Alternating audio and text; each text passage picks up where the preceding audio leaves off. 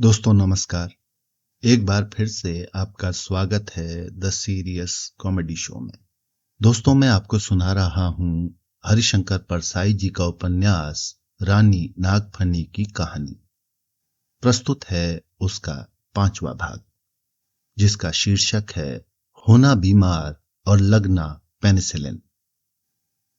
अस्तभान अब रात दिन नागफनी के चित्रों को देखता रहता और हाय हाय करता रहता।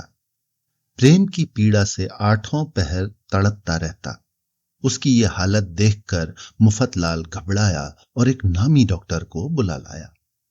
डॉक्टर स्टेथोस्कोप की माला पहने अस्तभान के पलंग के पास बैठ गया। नाड़ी, जीभ और हृदय की परीक्षा करने के बाद पूछा, दस्त साफ होता है? जी हां। भूख कैसी लगती है? मामूली। नींद आती है? नहीं।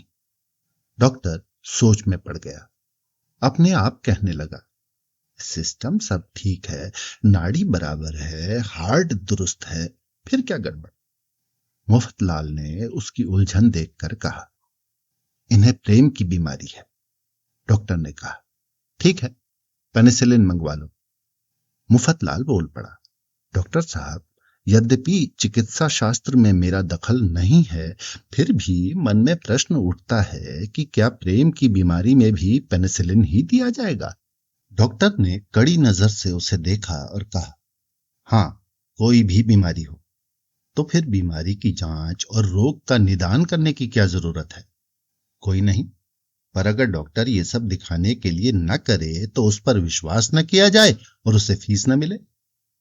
तो डॉक्टर साहब, क्या हर बीमारी पर पेनिसिलिन ही दिया जाएगा? हाँ, सर्दी बुखार में पेनिसिलिन, पेट की पीड़ा में पेनिसिलिन, क्षय में पेनिसिलिन, कैंसर में पेनिसिलिन, भाई भाई में अनबन हो जाए तो दोनों को पेनिसिलिन देना चाहिए। और लड़का अगर बिगड़ गया हो तो? डॉक्टर चिढ़ गया, बोला, जिस बात को जानते नहीं हो उसके बारे में बहस क्यों करते हो? तुम्हें क्या मालूम नहीं है कि पेनिसिलिन की खोज से चिकित्सा पद्धति में क्रांति हो गई है? अब सिर्फ एक ही दवा रह गई है, पेनिसिलिन। अखिल विश्व डॉक्टर संघ ने हाल ही में प्रस्ताव पास किया है कि सब मेडिकल कॉलेज बंद कर दिए जाएं और चिकित्सा शास्त्र की पुस्तकें नष्ट कर दी जाएं। अब किसी डॉक्टर को पढ़ने, सीखने या प्रयोग करने की जरूरत नहीं है। अब बीमारी का नाम जानने की भी जरूरत नहीं है, क्योंकि बीमारी कोई भी हो, पेनिसिलिन ही दिया जाएगा। पेनिसिलिन से बीमारी ही अच्छी नहीं होती, मनुष्य की सब समस्याएं भी हल हो जाती हैं। पेनिसिलिन से अगर रोगी मर भी जाए तो उसे स्वर्ग में स्थान मिलता है। इस तरह पेनिसिलिन से दोनों लोग सुधरते हैं। जो बिना पेनिसिलिन के मर जाते हैं, उन्हें फिर जन्म लेकर पेनिसिलिन लगवाना पड़ता है। एक बार पेनिसिलिन लेने से प्राणी आवागमन के बंधन से छूट जाता है। जाओ, 12 पेनिसिलिन इंजेक्शन और एक डिबिया मरहम ले आओ। मुफतलाल प्रभावित हुआ। एक सेवक को भेजकर इंजेक्शन और मरहम मंगवाया गया। डॉक्टर ने एक इंजेक्शन अस्तभान को लगा दिया और कहा, एक इंजेक्शन शाम को लगेगा, इनके कलेजे पर मरहम लगा दो। एक सेवक घंटे भर कलेजे पर मरहम चुपड़ता रहा, पर दर्द कम नहीं हुआ। तब एक दूसरा प्रसिद्ध डॉक्टर बुलवाया गया। डॉक्टर ने अस्तभान की अच्छी तरह जांच की और एक कागज पर दवाइयां लिख दी। मुफतलाल ने कागज देखा और जरा परेशान हुआ। डरते डरते कहा, डॉक्टर साहब, गुस्ताखी माफ हो, आपने तो क्लोरोमाइसिन लिख दिया है। जहां तक मैं जानता हूं ये तो। डॉक्टर ने बात काट कर कहा, अरे तुम्हारा मतलब है कि यह दवा इस बीमारी में नहीं दी जाती? ठीक है, अरे ये मैं भी जानता हूं, पर बाजार में क्लोरोमाइसिन का जो भारी स्टॉक पड़ा है उसका क्या होगा? साल भर से टाइफाइड के केस लगभग नहीं हुए, दवाइयों का स्टॉक पड़ा सड़ रहा है। न जाने बीमारियों को कौन सी बीमारी लग गई है। सारी गर्मी और बरसात निकल गई, पर इस अभागे शहर में एक भी मरीज है जैसे नहीं मरा। ऐसी स्थिति में डॉक्टर क्या करें और दवा विक्रेता क्या करें? मुफतलाल की दिलचस्पी बढ़ी। पूछा, डॉक्टर साहब, रोग के अनुसार दवाएं बनती हैं या दवाओं के अनुसार रोग होते हैं? डॉक्टर ने कहा, दवाओं के अनुसार रोग होते हैं। उत्पादन के अन्य क्षेत्रों में जो नियम लागू होते हैं वही यहां भी होते हैं। वस्तु का उत्पादन अधिक करके फिर उसकी आवश्यकता पैदा की जाती है और उसे बेचा जाता है। हमारे पास दवा बनाने वाले कारखानों के एजेंट आते रहते हैं।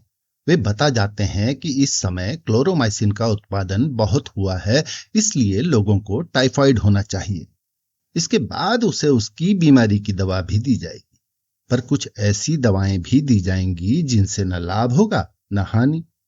मुफतलाल बोला, यानी एक तो सर्व सामान्य यानी जनरल बीमारी होती है और एक व्यक्तिगत बीमारी। डॉक्टर ने कहा, हाँ, अब तुम समझ गए। जनरल बीमारी वो है जिसकी दवा का स्टॉक निकालना है और हर एक को लेनी चाहिए। इसके बाद उस मरीज की जो अपनी बीमारी होगी उसकी दवा दी जाएगी। मुफतलाल ने कहा, पद्धति तो बहुत अच्छी है। इससे दुकानदारों को ही फायदा होता है या आपको भी? डॉक्टर ने जवाब दिया, दोनों को। ये तो सहकारी उद्योग है। हमें वे कमीशन देते हैं। हम भी ये प्रयत्न करते हैं कि एक बार मरीज हमारे पास आ जाए तो जिंदगी भर न छूटे। इलाज जितना लंबा चलेगा उतनी ही फीस हमें मिलेगी और उतनी ही दवा बिकेगी, जिससे व्यवसायियों को लाभ होगा और हमें भी कमीशन मिलेगा। अस्तभान चुपचाप सुन रहा था। उससे नहीं रहा गया। वो बोल उठा, और मरीज को? डॉक्टर ने सहज ही जवाब दिया, मरीज तो वस्तु का उपभोक्ता, कंज्यूमर है।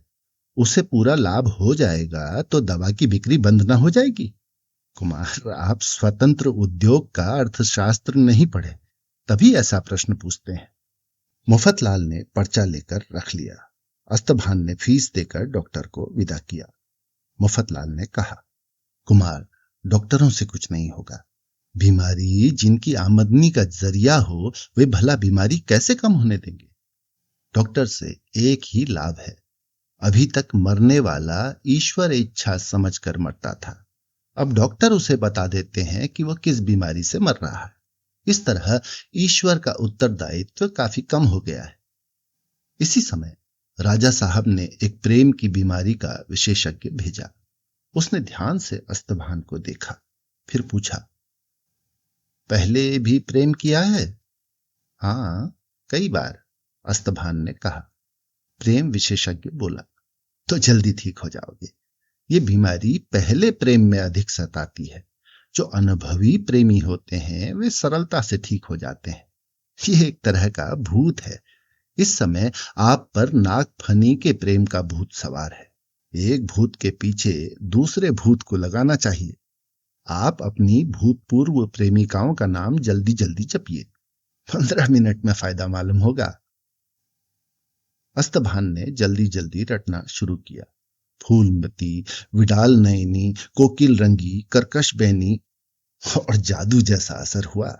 तबीयत में सुधार होने लगा। आधा घंटा नाम रटने के बाद वो पूर्ण स्वस्थ हो गया। उसने प्रेम विशेषज्ञ को बहुत सी भेंट देकर कहा, आप बड़े गुणी आदमी हैं। आपका बताया नुस्खा मैं हमेशा याद रखूंगा। प्रेम विशेषज्ञ ने कहा, कोई बड़ा नुस्खा नहीं है कुमार, नाम का प्रताप है। नाम का महात्म्य भक्तों ने गाया है। नाम के उच्चारण से गणिका और अजामिल तर गए थे। गोस्वामी तुलसीदास ने अपने बारे में ही कहा है, का गिनती मह गिनती जस बन घास, नाम जपत भा तुलसी तुलसीदास। नाम की ऐसी महिमा है। पर आजकल के लोग प्राचीन विद्याओं को भूल गए हैं। जानते भी हैं तो अधूरा। लोग नहीं जानते कि घूस के मामले में फंसने पर कितने बार किस देव का नाम जपना चाहिए, चोरी में पकड़ाने पर कितने बार और काला बाजार के मामले में फंसने पर कितनी बार। यदि ठीक विधि से उचित संख्या में नाम जपा जाए तो संकट से मुक्ति मिल जाती है। आपने ऐसे लोग देखे होंगे जो जीवन भर घूस लेते हैं और एक बार भी नहीं पकड़ाते। वे नाम का सही प्रयोग करते हैं। कुछ लोग अज्ञानवश गलत नाम जपते हैं। शादी के लिए कुछ लोग हनुमान का जप करते हैं। इससे शादी होती भी हो तो न होगी। हनुमान बाल ब्रह्मचारी हैं, वे शादी के विरोधी हैं। भला उन्हें मालूम हो जाएगा तो क्या वे शादी होने देंगे? अरे हर नाम अलग फल देता है। मैंने आपको बताया कि वर्तमान प्रेम की पीड़ा से मुक्ति पाने के लिए भूतपूर्व प्रेमिकाओं का नाम लेना चाहिए। इतना कहकर प्रेम विशेषज्ञ चला गया और अस्तभान विश्राम करने लगा। मुफतलाल ने देखा कि उसकी जरूरत नहीं है, इसलिए वो भी वहां से चल दिया। तो दोस्तों, ये था हरिशंकर परसाई जी के उपन्यास रानी नागफनी की कहानी का 5वां भाग। मुझे उम्मीद है कि आपको अच्छा लग रहा होगा। कृपया कमेंट करके बताएं कि आपको कैसा लगा। यदि कोई कमी नजर आती हो तो कृपया इंगित करें ताकि मैं उसे अगली बार दूर कर सकूं। द सीरियस कॉमेडी शो पर आपके आगमन का बहुत बहुत धन्यवाद।